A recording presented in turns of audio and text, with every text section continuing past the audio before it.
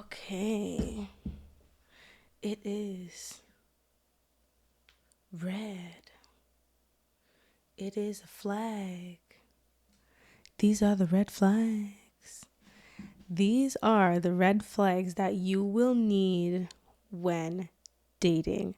Now, it's important to note I have been studying this information out in the field, okay? So, not in the dating field, but I have been on a celibacy journey. And one of the things that I wanted to accomplish in this journey was I was like, I don't understand men. And I was reading all these books and like watching all these podcasts. And I'm like, this doesn't feel like me. So the only way that I could get information that I was comfortable with was to dig. So I started digging. And one of the important things that I wanted to like experience on this journey was like true male friendships. So I was like, okay, I need some guy friends. I need some people who are going to give me the tea, like people that I trust. And I found them. Now, I compiled this list based on a lot of the information that they were giving me, one. And two, I was also having a lot of women sit down in my chair, and it's like, people will, and I'm not complaining, but people will really dish. I don't know what it is about a hairstylist chair, but people will tell you everything, everything.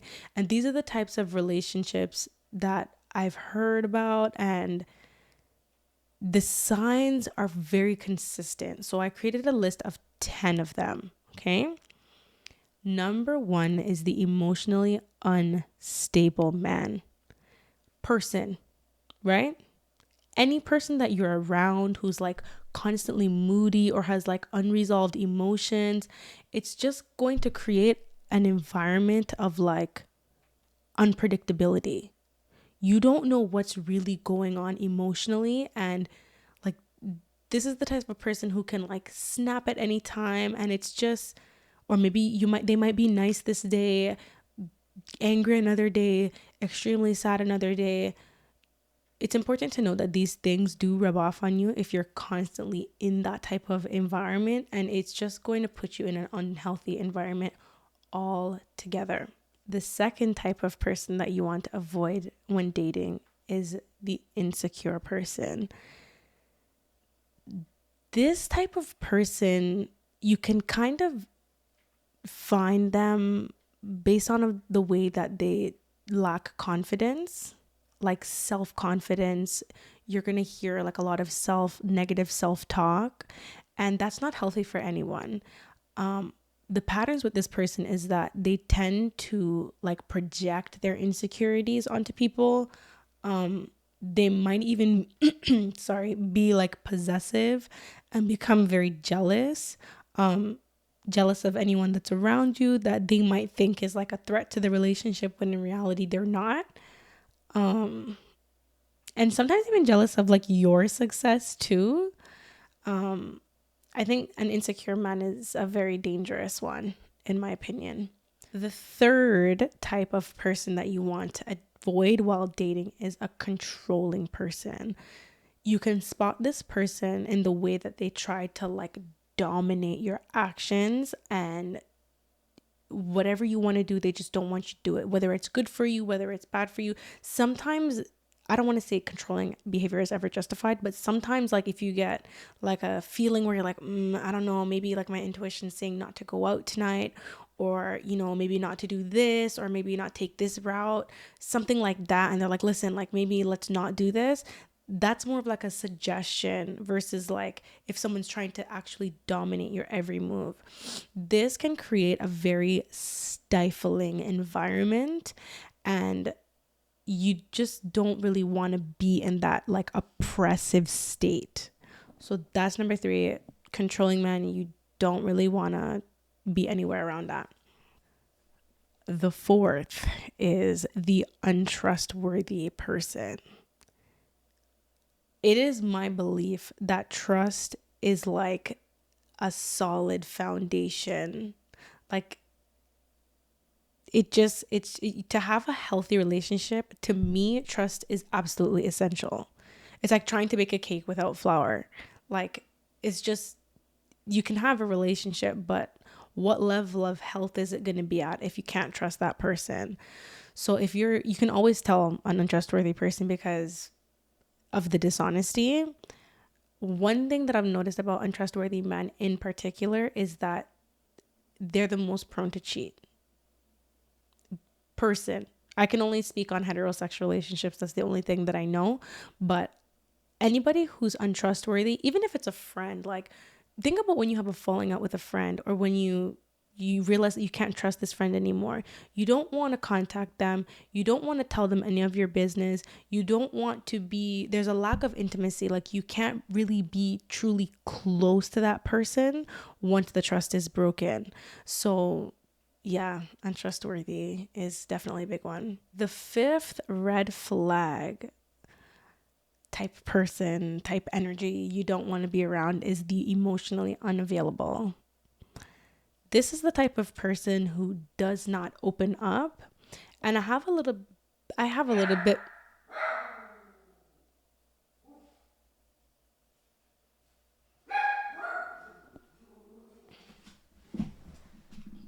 Okay.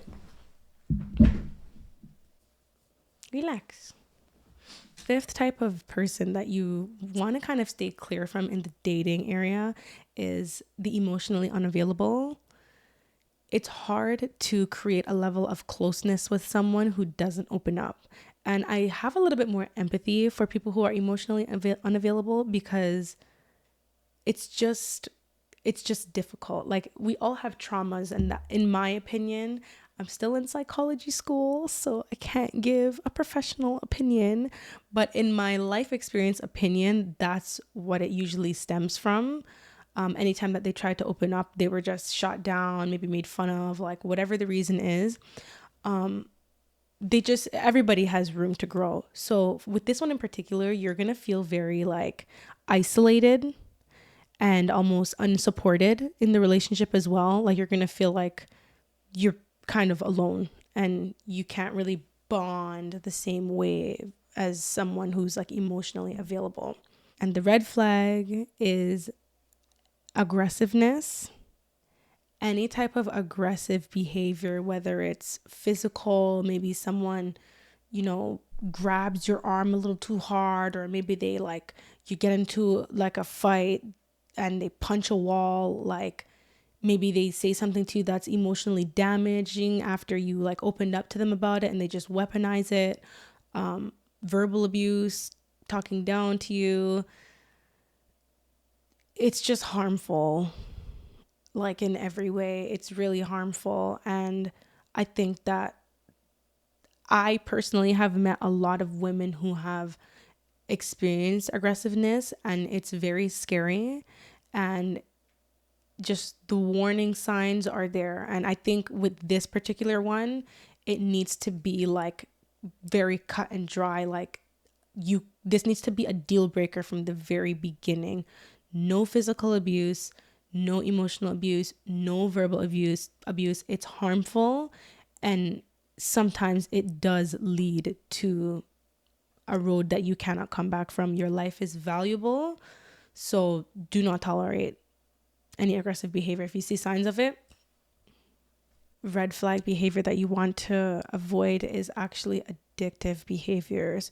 So anybody who has, like, maybe substance abuse to an extreme, like addictions, that type of behavior. A lot of times what happens is that the addiction, unfortunately, is prioritized over your relationship. And it's just not, until that person frees themselves. I believe that there's a spiritual aspect as well. So until that person frees themselves, they won't really be able to see you, and more importantly, place you as a priority in their life, which is just going to leave you feeling unsupported, by yourself. It's very difficult to pull people out of addictions as well. They need professional help at that point. Well, the eighth type of behavior that you want to start seeing as a red flag is selfish behavior. The thing about selfish behavior is that you'll be dealing with a person who's placing their needs above everyone else's, above everything. And a lot of people have been throwing the word narcissist around, and I think it's definitely been mishandled. But any very extreme selfish behavior, this is ultimately just going to create imbalance in a relationship, and it's going to make you feel overall unsatisfied. Because in my mind, thinking ahead, like I've spoke to a lot of women who have kids with people, and when the person is selfish, they don't get any help. They don't get any help with their kids. They don't get anything. And it's just very one-sided. And I don't really understand the point of being in a relationship by yourself. So you don't really want to engage with like very selfish behavior. And I know a lot of people have termed this as narcissism. And I know that like narcissists, there's levels to it. And I think that the word narcissist has been misused. I think it's just kind of like a buzzword right now. There's definitely people who suffer from like narcissistic personality disorder. And then there's just people who have very selfish traits. So there is a difference. The ninth type of red flag behavior that you don't want to engage in is with someone who has unresolved past trauma. When a trauma is unresolved like this, it always kind of presents itself. And I'm not an expert yet, still in psychology school, but just speaking from life experience, when you're dealing with someone who has unresolved past trauma, it is going to show up in that relationship, whatever it is. And it just negatively affects the dynamic of the relationship. And it gets to a point where you just don't want to be there. And I think that it's better to spot these, behaviors in the beginning. That way you can you can kind of make your exit strategy. The 10th and final red flag in terms of behavior that you want to watch out for when it comes to dating is a person who lacks ambition and responsibility. This one, I think a lot of women have been getting very turned off by. And the problem with this one is that you are going to be dealing with someone who's in a state of stagnation. So everything that they do is stagnant. You're also not going to feel very supported in this relationship. And a lot of the women that sit in my chair, this is a problem that has been, it's just constant. It's constant. And I'm seeing it unfortunately grow. And I think that lack of ambition for a boss babe or a baddie, it's really a big turn off. And I think that a lot of women want to be protected, feel safe, be provided for to a degree.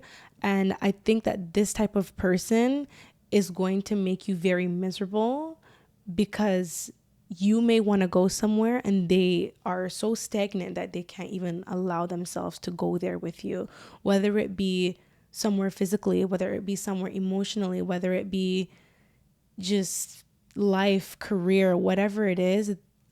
It's I heard a quote one time that said, if you're not growing, you're dying. And that's the kind of person that that's the kind of energy that you'd be in. You just be in a state of not flourishing. You have goals and they're just not coming to life. And with all of the behaviors that I listed, it's important to note that nobody's perfect. So at some point in life, maybe we've all had some of these traits, but it's all about managing them and understanding that in the end, these types of behaviors don't help you in the long run.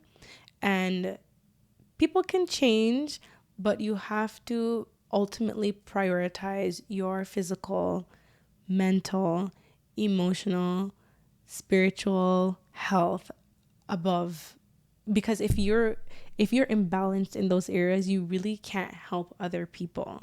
So those are the 10 red flags. If you guys like this video and want more content like this, hit the like button and definitely subscribe so that I can get into that algorithm.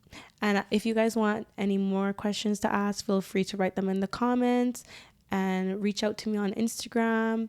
You can find me on Instagram, TikTok, and on here. I'll put all of the links for my socials in the bio. And if you have any more questions that you guys want me to get like an expert for, or if you want me to bring some of my guy friends who gave me this tea, I can definitely find a way to bring them as well. And I just want to thank you if you've stayed this long. See you next time on the Sister Club.